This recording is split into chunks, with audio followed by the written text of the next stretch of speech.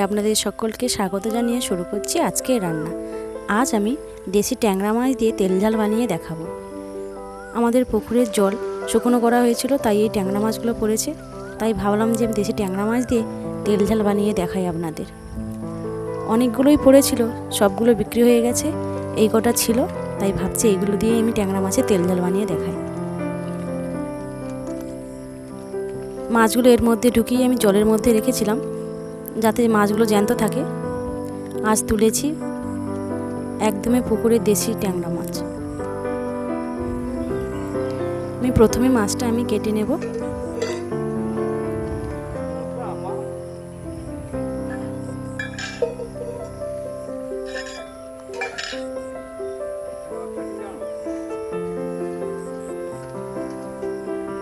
মাছগুলোকে খুব সাবধানে ধরতে হবে, না হলে একবার কাঁটা ফুটে গেলে খুবই যন্ত্রণা করে কাঁটাগুলো ফুটে গেলে।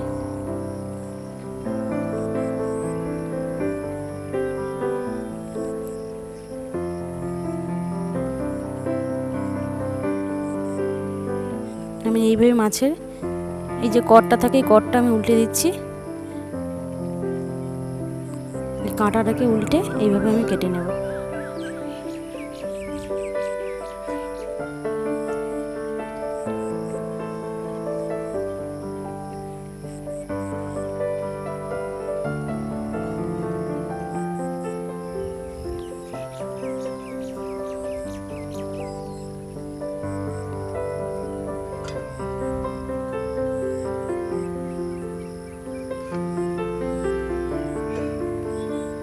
আমি একইভাবে মাছের এই কাঁটা দুটো এইভাবে উল্টে বটিতে ঘষে কেটে নেব। খুব সাবধানে কাটতে হয় এই ট্যাংরা মাছ কাটতে হলে, না হলে একবার যদি করে দেয়, ফুটে দেয় কাঁটাটা, তাহলে আর যন্ত্রণায় থাকতে পারবেন না।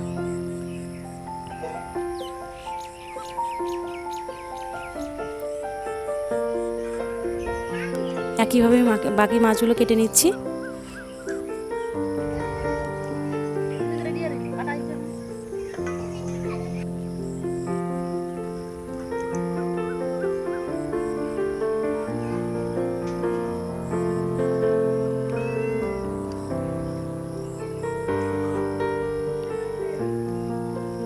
সবগুলো মাছ কাটা হয়ে গেছে। এরপর আমি মাছটা ধুতে নিয়ে যাব। মাছটাকে আমি ভালো করে চটকে ধুয়ে নেব। এই মাছে আঁশ থাকে না, তবু এই মাছের লালা প্রচুর থাকে।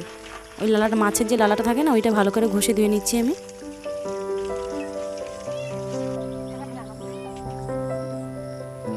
মাছগুলো সব ঘষে ধুয়ে নেওয়া হয়ে গেছে। এরপর আমি মাছে নুন হলুদ মাখিয়ে নেব।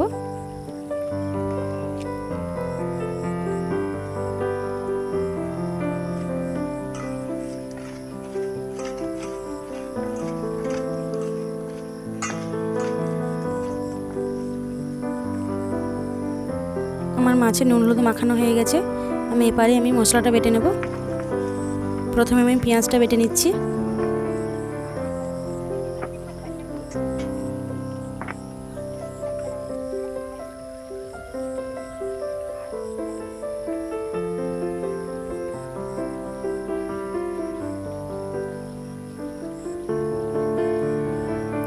এরপর আমি কুচিয়ে রাখা রসুনটা বেটে নিচ্ছি।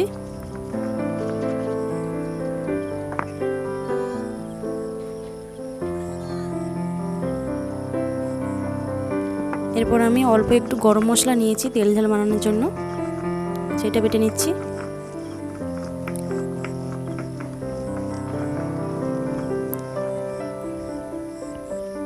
এরপর আমি উনুনটা ধরিয়ে নিয়েছি, কড়াইটা বসিয়েছি। মাছটা প্রথমে আমি ভাজবো। আমি ট্যাংরা মাছের তেল ঝাল বানানোর জন্য এখানে আমি সরষের তেল ব্যবহার করেছি। প্রথমে আমি অল্প তেল দিয়ে মাছগুলোকে ভেজে নেব।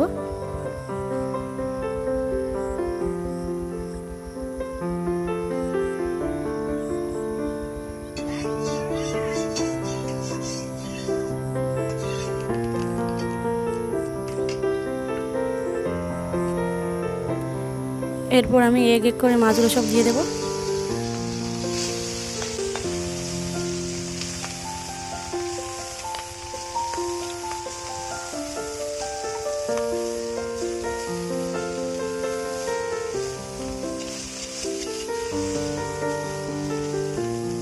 মাছগুলোকে এইভাবে নেড়ে চেড়ে আবার উল্টে পাল্টে দেবো, যাতে মাছগুলো দু সাইড খুব ভালো করে ভাজা হয়ে যায়।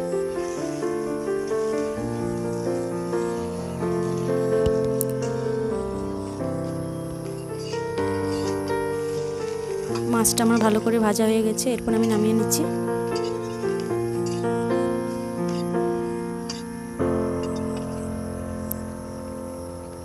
এরপর আমি বেশি করে একটু তেল দিয়ে দেব।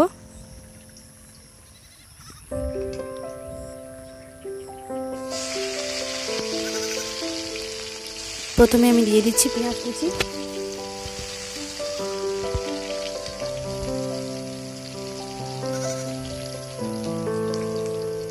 তারপর দিয়ে দিচ্ছি আমি 5 ফোড়ন, এরপর দিয়ে দিচ্ছি আমি টমেটো কুচি,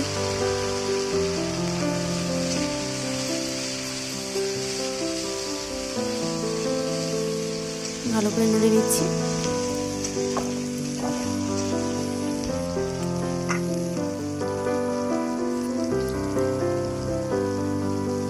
এরপর দিয়ে দিচ্ছি আমি রসুন বাটা, তারপর দিয়ে দেব পেঁয়াজ বাটা,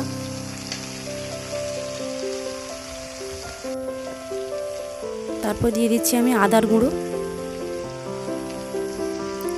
আদাটা শুকনো করে গুঁড়ো করে রাখা হয়েছিল, তাই আমি এখানে আদা বাটা দিইনি, শুকনো গুঁড়ো দিয়েছি।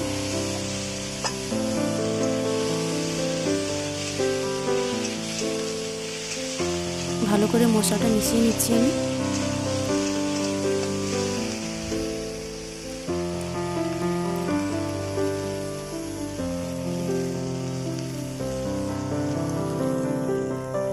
এই আদা শুকনো করে গুঁড়ো করে রাখলে 1 বছর পর্যন্ত থেকে যায় এবং সারা বছর একটু একটু করে নিয়ে খেতে পারেন। এরপর দিয়ে দিচ্ছি আমি লঙ্কার গুঁড়ো, তার আগে দিয়ে দিলাম আমি লবণ, এরপর দিয়ে দিচ্ছি আমি হলুদ। অল্প জল দিয়ে আমি মশলাটা কষাবো ভালো করে।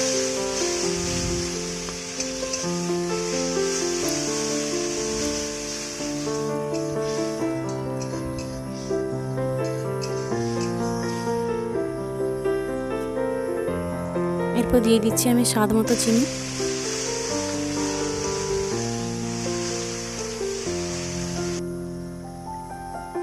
এরপর ভেজে রাখা মাছগুলো আমি দিয়ে দেব।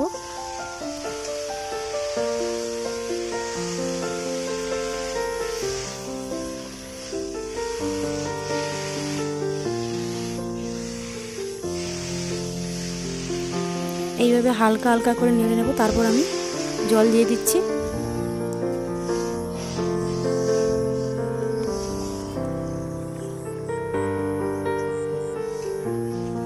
খুব বেশি জল দেব না মাছটায়, তাতে খেতে ভালো হবে না। এরপর দিয়ে দিচ্ছি আমি গরম মশলার বাটা,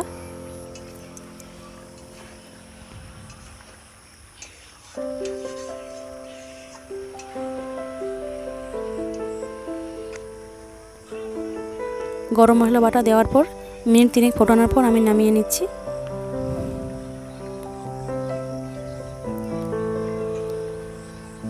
আমার ট্যাংরা মাছের তেল ঝাল রেডি। আমাদের রান্নাটি ভালো লাগলে আমাদের চ্যানেলটিকে সাবস্ক্রাইব করবেন এবং পরবর্তী নতুন ভিডিও নিয়ে আমাদের সামনে আমি হাজির হব।